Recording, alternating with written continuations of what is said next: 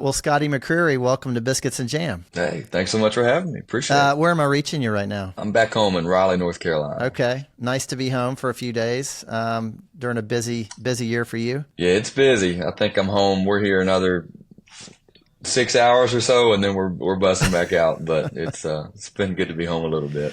Well, listen, I don't even know what to say. Congrats on first. I mean, you just won a CMT award. You're Thanks. about to be inducted into the Grand Ole Opry. You got a new album coming out. A lot of great stuff happening for you. Thank you. Yeah, it's been a wild ride. I got to be honest. Just the last few years, for sure, have just blown my mind a little bit. But I've always just loved to sing country music, and the fact that I get to do it for a living is crazy. And to be recognized by CMT and the fans is amazing. And then the Grand Ole Opry is for me a dream come true as a 30 years old, but I'm an old soul when it comes to my music and you know what I like, and always had a huge appreciation for what the Opry is and has done. So crazy to be able to join that Yeah. family. Well, the one thing that didn't go your way is your Wolfpack NC State didn't quite get as far as you wanted, but nice to see them in the Final Four, and I know that was exciting. I got to be honest. I mean, outside of marrying my wife and having our first kid, that last 3 weeks of Wolfpack basketball was some of the best times of my life. So we had a good time with it. I wish they could have gotten it all the way, but just to see them in the Final Four was Yeah. amazing. Well, there's always next year. Always next year, absolutely. Well, Scotty, congrats on the new album. It's called Rise and Fall. And it's a great collection of songs and all different kinds of songs. What were you thinking about when you came up with that title? Yeah, this was a different kind of title for me and process, I guess. Typically, or not typically, every other album, for me, it's just been a song on the project that I thought kind of encapsulated, what the whole project was. But as I kind of looked down over this album, I didn't see one song title that really stuck out to me that said what I, wanted the album to say. And then as I was listening to a song called Fall of Summer, uh, just one of the lines talked about, the rise and fall of summer. And I thought to myself, like, the rise and fall, for me, that's kind of been the story of my career. It's been such a roller coaster, ups and downs. And for me, I'm so proud of this project. I love every song, and every song has a meaning. And but I don't think I could have made this record without both the rises and the falls. So it just kind of felt like, oh, that shows how we got to this point with this album, is the rises and the falls. So Yeah. yeah. Well, Scotty, I know a lot of this music kind of came out of North Carolina. I mean, for one thing, you grew up there. This is your home, but I think you also wrote a lot of this music in North Carolina, which is a long way from Nashville, and so much music getting written in Nashville these days. But talk to me about North Carolina and how that was a real factor in this album. Yeah, North Carolina to me, it just represents so much. Yes, it's home. It's where I grew up. My family's still there. It's where my wife's, family is and grew up. And all my friends that I have today are where my friends at 2 years old, when I was growing up and just starting to get around, who I played baseball with, all that stuff. But there's a comfort level to North Carolina too. And, I travel the world, and I've played shows in all 50 states and around the globe really. But when I get home to North Carolina, I just think it puts me in a different frame of mind. And I think that happened with writing these songs. I'm used to writing in Nashville. I love Nashville. There's so much great talent and inspiration there. But for this record, I just called up my best songwriting buddies in Nashville and said, hey, why don't y'all meet me up in the mountains of North Carolina, and we'll just sit there for a few days around the fireplace with our guitars and write songs like the old days. And luckily my buddies were all in for it, and we went up there and just had the time of our lives. It was just a few days, but and we wrote a lot of the songs, but even some of the starts to the songs we didn't write that trip kind of started there too. So it was huge. I think it put me at a comfort level and creatively in a different place than I'd been before. What town were y'all in? Linville, North Carolina, Oh, kind okay. of close to Appalachian State and all that. Yeah, yeah, really, really part of the world. And then isn't that near Grandfather Mountain? It is, Yeah, yeah. So that's like the back porch view where we were. So it was cool to look out over that. that's great. Yeah. Well, I want to come back to the album in a minute, but tell me a little bit about your hometown. You grew up in Garner, North Carolina, which is kind of just south of Raleigh. What are some unique things about that town? I mean, kind of paint a picture of it for me. Yeah, growing up there, I always called it like a big small town. It had the small town feel.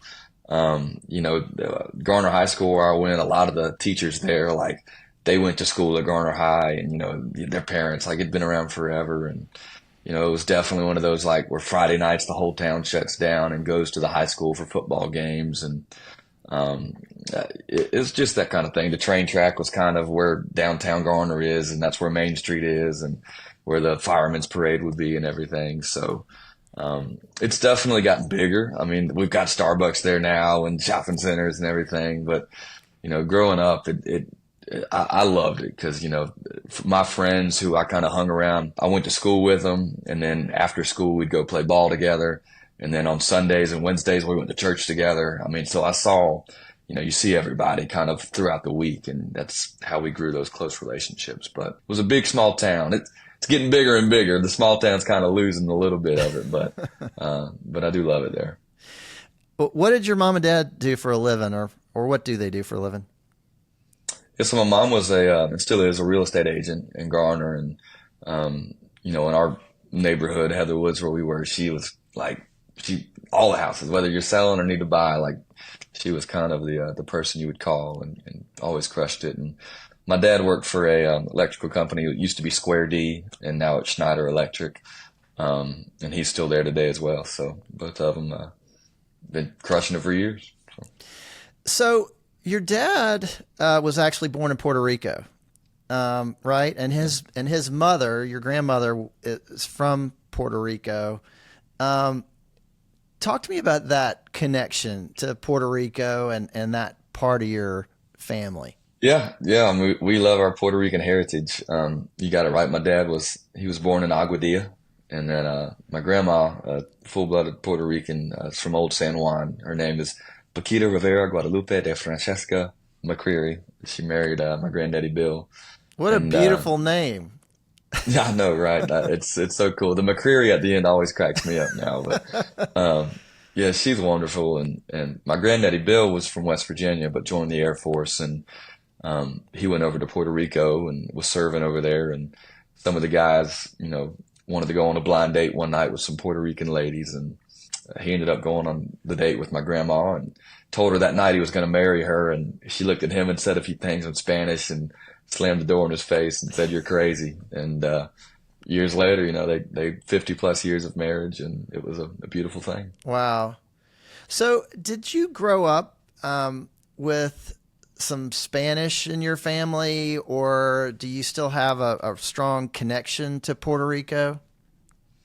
A little bit, my dad probably a little more than me, and I wish, growing up, that I would have been more focused on Spanish. I remember specifically my grandma being like, "I'll teach you. Like, do you want to learn some Spanish?" And as a young kid, 5 or 6 You're or like, no. however old I was like, "Oh, I'm good. Why would I ever need to know Spanish?" And now it's like I'm kicking myself, like, "Oh, I would have loved to, been bilingual and known a little more." But she was always cooking Puerto Rican foods for us, and the rice and beans, and like it was definitely a part of holidays and what we were doing.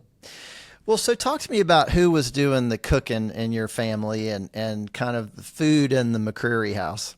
Yeah, so I mean, you'd have the Spanish influences from Grandma Paquita, and then on just the complete opposite end of the spectrum, my mom was from Eastern North Carolina. So that's, collard greens and vinegar-based North Carolina barbecue and all that good old Southern cooking. So we kind of got a little bit of everything. And for me, that was great because it helped me kind of get taste for different things. And as I grew older, I wasn't afraid to try new things. But I loved it all. I really did. So is there a dish that your grandmother made that you kind of grew up with, like some sort of Puerto Rican dish that you were a big fan of that you remember fondly? Yeah, I mean, I just remember growing up, it was, I mean, obviously the rice and the beans. I think it was like a pork dish. I'm bad about remembering like the exact names of it, but boy, was it tasty and had all those Spanish influences. And none of my friends were having that kind of meal for Christmas or anything like that for sure. But, I knew that I was getting some good eating. But I wish, I mean, I kind of learned to cook some of those dishes, I never did, but maybe that'll be something I try to do as I grow older is kind of learn some of those cooking styles. Yeah. Well, one of your songs on the new album is called Cabin a Solo, Yeah, which I'm thinking that refers to Cabernet in a solo cup, right? that is correct. So I'm gathering that you're something of a connoisseur. Does this mean that you're a cook as well?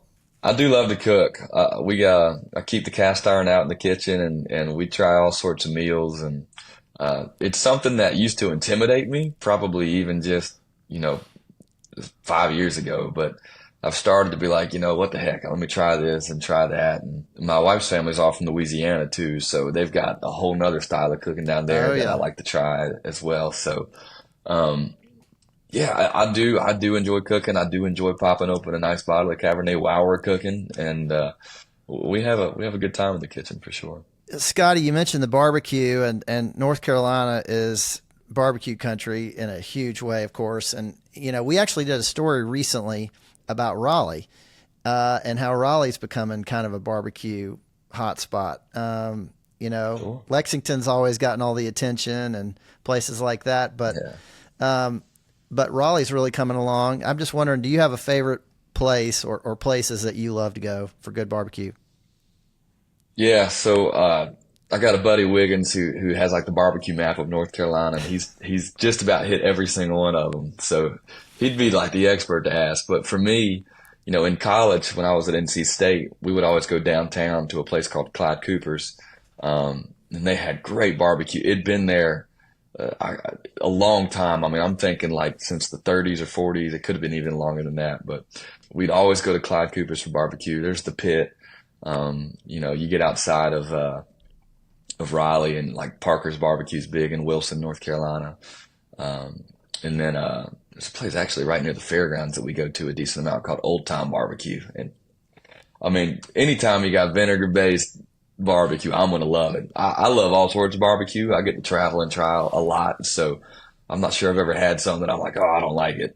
Do I think North Carolina might be the best? I might be a little biased like that. Well, you got a lot of people that would agree with you on that. I mean, it is hard to beat. Um, so, Scotty, you mentioned church earlier. You were talking about, growing up, going to church in your hometown and Sundays and Wednesdays. Mhm. This was obviously a big part of your life. Tell me a little bit about the specific church that you went to and kind of what it would have looked like on a typical Sunday. Yeah, it was a fantastic church. I was actually just back there for Easter service, so hadn't been there in a little bit, at least in Garner. So it's First Baptist Church of Garner, and it really was a community church. I mean, the music minister, Miss Beth, was our neighbor in our neighborhood in Heather Woods, and all my buddies, we lived on the same street. We would go to church together every Sunday, and we do Sunday school together, and then we'd go sit together in big church is what we used to call it, and after that we'd go to lunch together, at Ragazzi's Italian or El Dorado was the Mexican place. You choose one of the two, but it was just a good old Southern Baptist, community church, and it was Jesus and fried chicken is kind of what I always said it was on Sundays and Wednesdays, but it laid a great foundation for me. It was based in the gospel, and I'm really lucky to have grown up there. Talk to me about the connection between church and music for you. I mean, were there, certain hymns that you really kind of latched onto, or was it a big part of you kind of developing as a performer, as a musician? Huge, huge. I mean, I would 100% say I grew up singing in the church, whether it be old time hymns or even like children's musicals. I remember probably one of the first solos I ever had was there in the children's musical. I was, playing Joseph and was singing "Oh Holy Night" as a youngin, in front of the whole church, and So I think that was big for me as far as gaining confidence and getting there in front of people, holding a microphone, singing. I always loved to sing. I mean, and my teachers, my choir directors always encouraged me. So I think the love of music started there, and the confidence of getting in front of people to sing kind of started there in church as well. Yeah. Was there like a moment when you were standing in front of the congregation and you were singing and you kind of felt like this is, kind of special. Like I can, something's happening here, and this is not just a Sunday gig for me. I think I might want to do a whole lot more of this. Yeah, I think it's when I started playing guitar a little bit too. I was fourth or fifth grade, and I would start bringing that around the church as well. And I'd start leaning or leading, our church choir, our praise band is what we called it, audience of one. And I could just tell, not in a cocky way, but like in a almost a humbling way. Like people were really reaching out, being like, "Man, band sounds so good, and we love to hear you sing," and this, that, and the other. And people were just always very nice, and it didn't feel like they were kind of just giving me a pat on the back, like the old Southern, "Oh, bless your heart." It felt like they were being genuine, and again, confidence wise, it made me want to keep playing guitar. It made me want to keep singing and keep trying new things. And had a very supportive group around me right there in the church that helped kind of push me along my way. Yeah. Well, so Scotty, you went from doing that to American Idol, and it's been 13 years now, I think, since 13 you years. won American Idol, which is kind of amazing. I mean, I can remember it, and it must have felt like getting on a rocket ship, and you're still kind of on that rocket ship. When you think about all the performances on that show and that whole process, I mean, it just it's such a marathon. But was there kind of a moment when you felt like, I think I might actually have a shot at this. Like, I think I might be able to win this thing. It did not come till very late in the process of being there on Idol. I mean, I remember even my auditions. We were walking around the arena in Milwaukee, and I think it was the whole stadium was full, probably holds 20,000 people. And, people were warming up and singing, and I looked at my dad like, "What are we doing here? Like, these people can sing." And he looked at me and said, "Son, all you can do is do your best," And so we auditioned and got there. And again, Hollywood Week, people were amazing that were getting sent home. And I was like, well, if they're going home, I'll be out of here in no time. Yeah, I really couldn't grasp what was really going on. But once we got on the live show and, we could, see the energy and, realizing, wow, millions of people are watching this thing. And just week by week kind of eliminations were happening. And somehow I kept sticking around by top five. After all of that, top five is when I was like, oh wow, like I'm still here. I might actually have a chance to win this thing. But until then, it was like, what is going on? Yeah. Well, what a thing to go through. We may have to have a whole other conversation about that sometime, but I could talk for years about what all we went through on that show for sure. Well, I want to talk about your new album, Rise and Fall, and there's a song on there called Red Letter Blueprint that you just released very recently, and it's all about kind of looking to the Bible when you're going through a hard time. Tell me a little bit about that song and where that kind of came from. Yeah, that's a special song to me. I've always leaned on my faith, and I feel like one thing I've tried to do is, praise him in the highs and also praise him in the lows. And speaking of American Idol, it's a good segue into kind of where in my heart this song kind of came from, because 2016, all these things have been going well and had been on big tours and records had gone platinum and all this thing. But I lost my record deal in 2016, and kind of rug was pulled out from underneath me, and it's like, man, where are we going to go? And I found that out while I was out in LA mentoring like the new American Idol contestants on TV. And I hit rock bottom. I mean, that night I instantly was like, what am I supposed to do? And the next day I had to go put a smile on for TV. And I remember getting tweets and stuff from people being like, man, Scotty didn't seem too nice to those contestants. but what they didn't know is that I was like really going through it.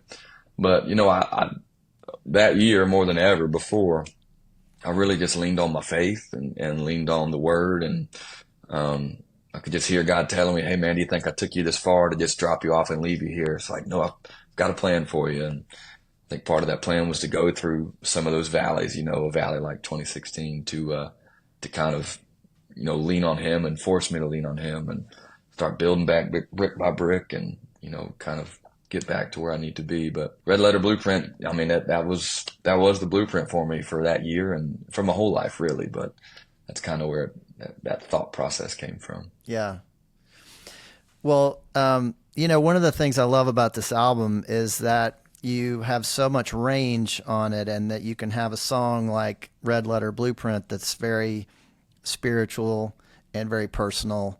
And then you've also got a song like Can't Pass the Bar, which is kind of a just barn burner of a song and just a kind of a rockin' country song. How does this song represent the same guy as Red Letter Blueprint? Yeah, I think it's one of those things where my faith is so important to me, but I do like to get around my guys and, sometimes after a crazy week on the road or life's been wild, just let loose a little bit and have a little fun. It's not me every single day of the week. It might not even be me that often, but, every now and then I feel like it's good to let your hair down some. And I feel like I was singing or playing a show with Craig Morgan, who is just one of the best guys out there. And he was singing, it was this song, I think it was called "I Love Jesus, but I Like to Drink a Little," that kind of thing. So it's that's where I'm at as well. My faith is the most important part of my life, but a cold drink every now and then I don't think is the worst thing in the world. Well, it's a fun song, and I read somewhere that you were a fan of Elvis early in your life, and there's a little bit of Elvis coming through there, and a little bit of just good old kind of rock and roll. I love to hear you say that. That makes my heart feel good to hear there's a little Elvis in there, because growing up, he was my guy. Absolutely. I also want to ask you about another idol of yours, and that's George Strait. You came out with a song last year called "Damn Straight," which is a great name for a song. Strait, of course. Yeah. And, it's a tribute to him. But what is it about his music and his style that you love? Yeah, I think George had a way of having a song for everybody. He was everybody's country singer, and he had a song if you were feeling sad. He had a song if you wanted to dance with your honey. He had a song for the cowboys, and he just seemed like he kind of seemed like the ultimate cowboy. Like if you picture a country singer, you picture George Strait, and he's the king for a reason. But his music was just so relatable. I mean, even me and my wife met in elementary school, and you hear a song like "Check Yes or No." To me, that's kind of our story. And I feel like everybody has a George Strait song that they can listen to and like, man, that sounds like me, or that's our story. And I think that's the mark of a great artist and, a true country singer out there. Real guys and girls telling real stories. Have y'all had a chance to perform together? Not perform together, but I've had the chance to meet him a few times over the years. And I remember the first time I met him was at the Ryman Auditorium. We were doing a label gig during like a radio week there, and I'm looking out into the audience, and I get a tap on my shoulder, and I hear, "Hey, Scotty," and I turn around and it's George Strait, saying hey to me, and I was like, what in the world is going on? It blew my mind. It's the king of country music right there, but he's always been such a great guy to me and the fam. Scotty, by the time this podcast comes out, you will have been inducted as a member of the Grand Ole Opry. Of all the awards and honors that you've won over the last few years, and there's a lot of them, what does this moment mean? This is everything. I mean, this is truly the honor of all honors.